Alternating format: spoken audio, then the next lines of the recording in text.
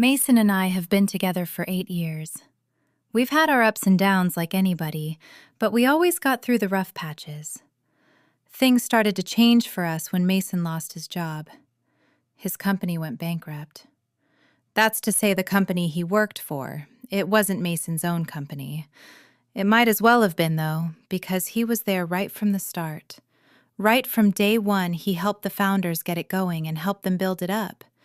Then it came out that one of the founders had been embezzling company money, and that's why it all went wrong. Anyway, none of that's important. The thing is, when Mason lost his job because the company went under, he took it real bad. He went into a depressive state. I suggested he talk to a professional, a shrink, but you know what men are like with their fragile egos. He took to drinking, and eventually to smoking weed every day. Up until then, I wasn't working. Mason always wanted me to stay at home. We have a son, and he and I agreed it was best for me to be a stay-at-home mom. With no money coming in, and Mason not doing anything serious about finding more work, something had to change. So I went looking for work. It wasn't that hard. Before we met, I'd worked as an accountant. I found a new job real fast. That upset Mason real bad. I said about men and their egos, and I ain't joking. The fact I was now the one earning, and Mason was staying at home looking after our kid, well, that put a real big strain on our relationship. He took it real bad. It was a challenge to his masculinity. We argued about it every day, and he didn't want me to take the job. I said, "No, Mason, I have to take the job. We need the money." I didn't want us to risk losing our home. That would make things 10 times worse. The job was there for the taking, and I was going to damn well take it. I hate to tell you, Joshua, they went from bad to worse. Mason said, "Fine. For the last 8 years you've been spending my money. Now I'm going to spend some of yours." He started going out to a bar every night, spending money on beer and weed. I know it hurt him real bad to have to ask me for cash, and it hurt me real bad to see him spending it this way. After about 3 months of this, that's when the abuse started. I was lucky. Mason never laid a finger on me. There's other kinds of abuse, though. Verbal abuse, mental abuse. Some nights he wouldn't come home at all.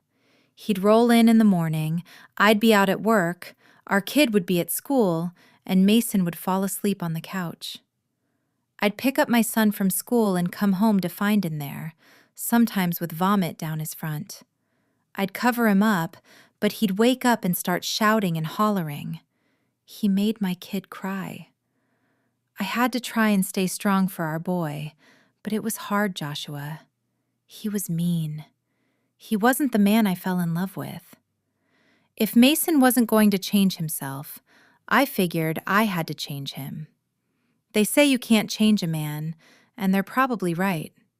Except, I had an idea. Mason needed to be reminded of how much we loved each other.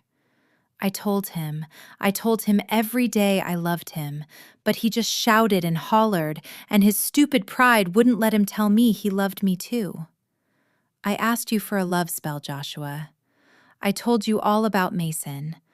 I was kind of scared you would say no. Mason hadn't left me.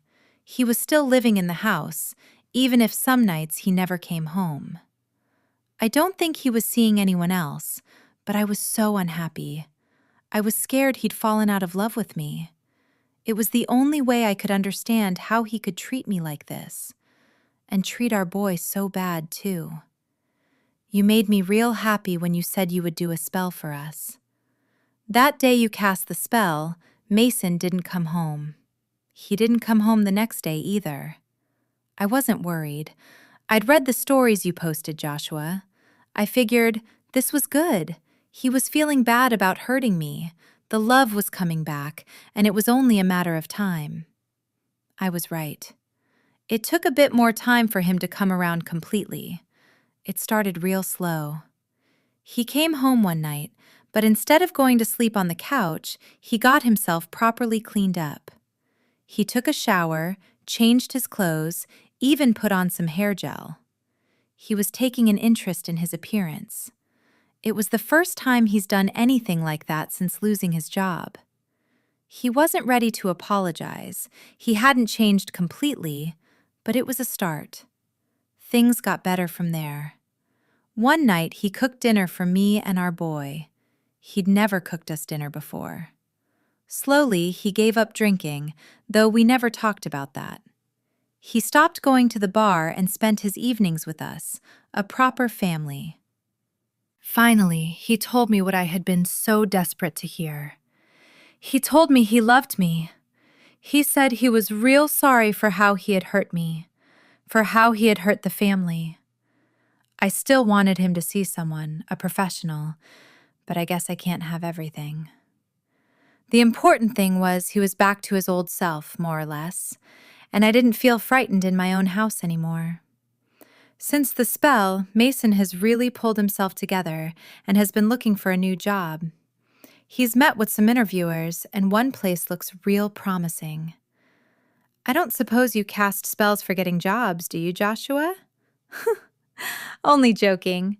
I know you're real busy with your love spells. I gotta say, you pulled this one out of the hat and saved me and Mason and our little family. Thank you.